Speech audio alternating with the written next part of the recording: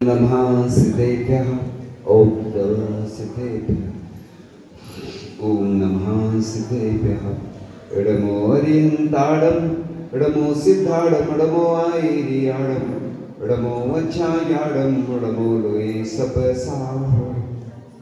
चलते फिरते तीर्थ हैं हरते सब संता, हम तो बस इतना जानते आप श्रीखेया।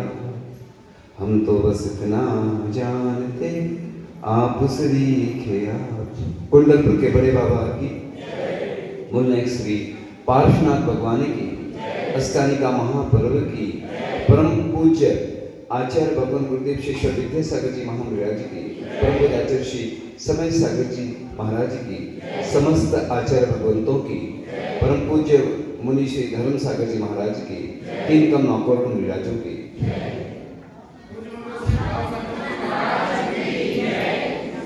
आज का बड़ा पावन प्रसंग है कि पहले से दो मुनिराज थे, तीन मुनिराजों का और आगमन हुआ। और जब संतों का आगमन होता है तो किसी ने, आचार्य श्री ने लिखा है कि संतों के आगमन से सुख का रहे ना पार, संतों का जब गमन हो लगता जग असार। यानी संतों का आगमन होता तो बसंत आ जाता है और संतों के दर्शन बड़ी दुर्लभता से मिलते हैं। और पहले ऐसे पंडित हुए हैं जिनको दर्शन नहीं होते थे साधुओं के, और आज क्या हो रहा है, संत ज्यादा हो गए हैं तो लोगों को उनकी कीमत नहीं मालूम। जैसे प्रतिमाएं बहुत सारी हो ना, किसी गांव में एक भगवान की प्रतिमा रहती है, उनकी आस्था बिल्कुल अलग ही रहती है। और जहां ज्यादा मंदिर हो, खूब सारी बेदी हो, 24 भी बन जाती है कई बार, तो देखते हैं लोग खड़े खड़े दर्शन कर लेते हैं, समय नहीं रहता लोगों के पास। इसलिए मैं निषेध नहीं कर रहा हूं कि प्रतिमाएं ज्यादा नहीं होना चाहिए। ये तो जैसे आप अपना परिवार बढ़ाते हैं, ऐसे हमारा परिवार भी जब बढ़ता है तो हमें बहुत खुशी होती है। और संतों से संतों का मिलन होता है तो बहुत सारे अनुभव मिलते हैं। हम लोग जब भी किसी संत से मिलते हैं तो कुछ नया नया प्राप्त होता है। तो इस प्रकार से आप धार्मिक संस्कार हमेशा जागृत आपके रहें और बच्चों को अच्छे संस्कार दें। जैसे महाराज श्री ने बहुत अच्छी बात कही कि युवाओं में यहाँ बहुत अच्छा जोश दिखा। तो युवाओं में अगर जोश रहता है, वैसे तो देखा जाए तो मुनि राजों के काम में युवा ही ज्यादा आते हैं। क्यों आते हैं? आहार में देख लो, आप बिहार में देख लो, और भैया वृत्ति आदि में वृद्ध लोग वो खुद सेवा के योग होते हैं, इसलिए उनकी सेवा आप लोगों को करना चाहिए। और ऐसा नहीं कह रहा हूं कि युवाओं को ही आना चाहिए, महिलाएं भी आहार दान देती हैं, स्वाध्याय में अग्रणी रहती हैं, है ना। लेकिन ये तो आपको भी मालूम है कि दिगंबर साधुओं की मर्यादाएं होती हैं।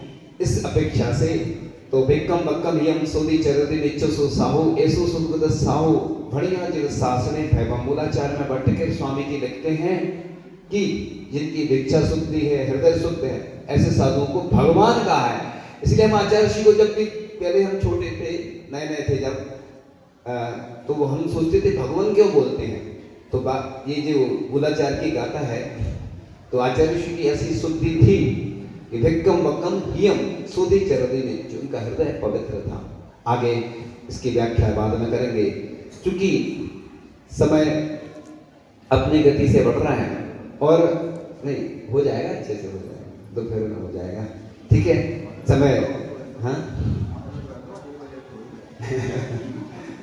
तो इस प्रकार से साधु संत सबका कल्याण करते हैं, क्योंकि भगवान तो बोलते ही नहीं है, जनवाणी नहीं बोलती है, लेकिन साधु संत से ही लोग नियम लेते हैं। और चातुर्मास की बेला जब रहती है, साधु संत विहार करते हैं, और विहार करते करते वो रास्ते में बहुत लोग निवेदन करते हैं। इसलिए साधु से हमेशा निवेदन करना चाहिए। वो हम हमेशा भगवान की पंक्ति हमेशा बोलते हैं, कौन कहता है मुनिराज आते नहीं, चंदना की तरह तुम बुलाते नहीं। कई लोग बोलते ऐसे, महाराज जी हमारे यहाँ आहार नहीं हुए, हमें सौभाग्य नहीं मिला। तो सौभाग्य तो जगाना पड़ता है, पुण्य जगाना पड़ता है, पुण्य से ही सब कुछ प्राप्त होता है। लोग सोचते हैं मेरे पुरुषार्थ से सब कुछ हो जाएगा, लेकिन मैंने जीवन में बहुत अनुभव किए हैं कि पुण्य से ही सब कुछ होता है। जो भी कार्य होते हैं अपन को अपना पुण्य भी जगाना पड़ता है, पुरुषार्थ भी करना पड़ता है। इसलिए जो व्यक्ति भावना करता है तो वही कार्य जब भावना से होता है तो और पुण्य बढ़ता जाता है। अब कई लोग पूजन तो करते हैं, देखते रहते हैं, ऐसे ही करते, इस थाली से उठाई उस थाली में चढ़ा दी, आहार भी देते तो ऐसे देते हैं जैसे भार जैसा लग रहा हो। अरे हम तो कहते हैं कोई भी काम करो तो अरे अच्छी से करो ना, प्रसन्नता से करो। तो महाराज जी ने आपको बहुत सारी बातें बताई। तो ये संतों के माध्यम से बहुत सारे ऐसे अनुभव मिलते हैं, बहुत सारी ऐसी चीजें मिलती हैं। क्योंकि हम लोग आचार्य ऋषि के मुख से जब सुनते थे महाबंध ग्रंथ, बड़े बड़े ग्रंथ, धवला ग्रंथ, जय धवला, ABCD नहीं जानते थे, लेकिन बैठ जाते थे तो मन नहीं लगता था। लेकिन अब समझ में आता है कि इतने बड़े आचार्य महाराज जिन्होंने इतने वर्ष अपने पूर्ण किए मुनि के साथ, आचार्य पद के साथ, और उनने हमें सब कुछ दे दिया।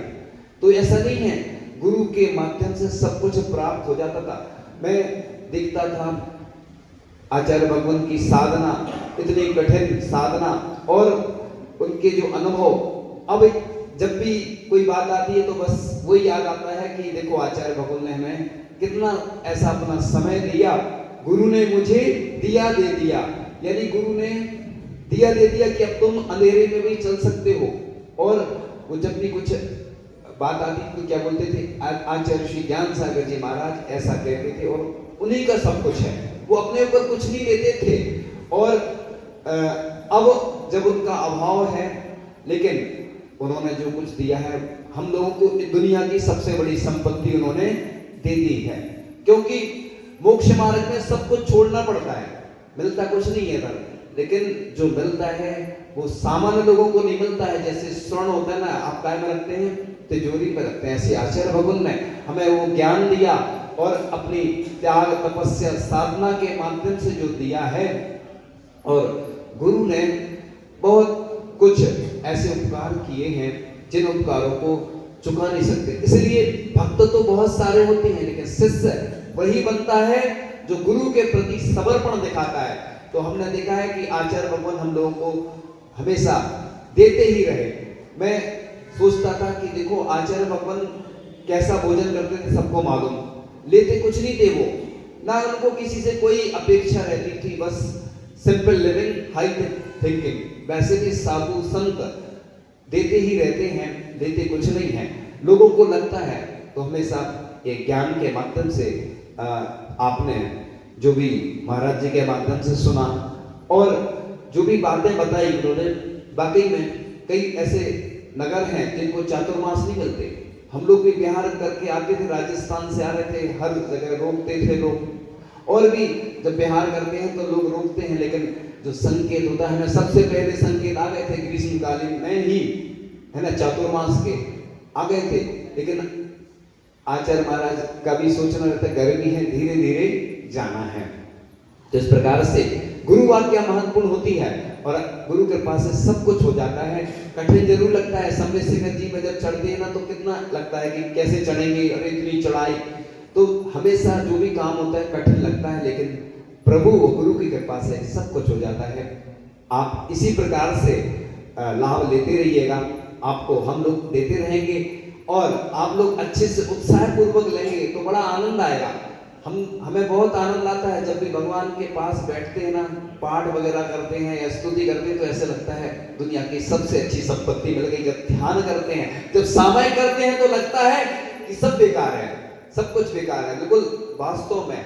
तो आप लोगों को वो आनंद नहीं आता। इन्हीं भावनाओं के साथ परम पूज्याचार्य डॉक्टर गुरुदेव शिक्षण विद्यासागर जी महाराज जी की, परम पूज्याचार्य श्री समय सागर जी महाराज जी की, तीन कम नौकरों विराजों की, चितवाणी के ज्ञान दे सुझे लोकालो सोपाणी मस्तक नमुक्ति। महाराज जी से निवेदन नहीं किया हमने, अरे हम भूल गए। सुनो तो, मुनि श्री धर्मसागर जी महाराज से निवेदन करते हैं कि उनके द्वारा, उनके मुखारबिंद से भी हम सभी को लाभ मिले। हम भूल गए थे, हमें याद नहीं रहा। नहीं, चलो हमें रोज एक निवेदित कर लो, एक मिनट बस, खुश एक भारत मिनट। श्री हाँ, एक मिनट। भारत जी सभी की भावना है हाँ, और श्रावकों के साथ साथ श्रमणों की भी भावना है। हमें ध्यान नहीं रहा, थोड़ा सा चलो।